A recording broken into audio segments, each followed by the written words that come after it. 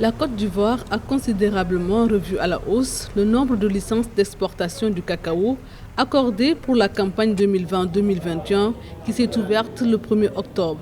91 licences ont été accordées aux différentes sociétés actives sur le marché au compte de cette campagne. Une hausse significative comparée à celle de 2019-2020 qui était de 72 et de 77 pour la campagne 2018-2019.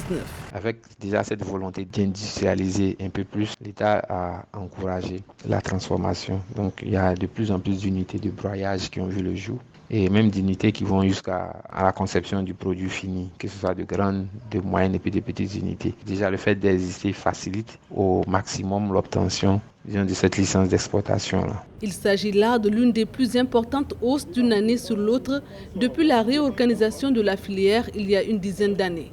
La liste des sociétés agréées comprend notamment 8 entreprises, dont Cargill, Seymour Transcao, Ivory Cacao Products et OCP Olam Cacao, qui disposent tous d'installations sur place. Maintenant, il y a d'autres pays qui ont commencé à s'intéresser à l'industrie chocolatière, qui conçoivent leurs propres circuits d'approvisionnement, qui passent peut-être par des coopératives, qui passent par de nouvelles unités de broyage, ou même qui font quelques demandes en B2B ou bien en B2C. Et c'est des commandes bien enregistrées, c'est des commandes assez intéressantes.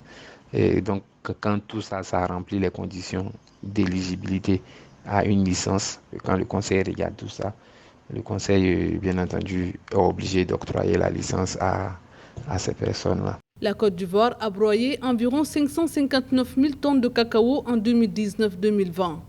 Sur une capacité installée de près de 712 000 tonnes de broyage dans le pays, seuls 78,5% ont été utilisés.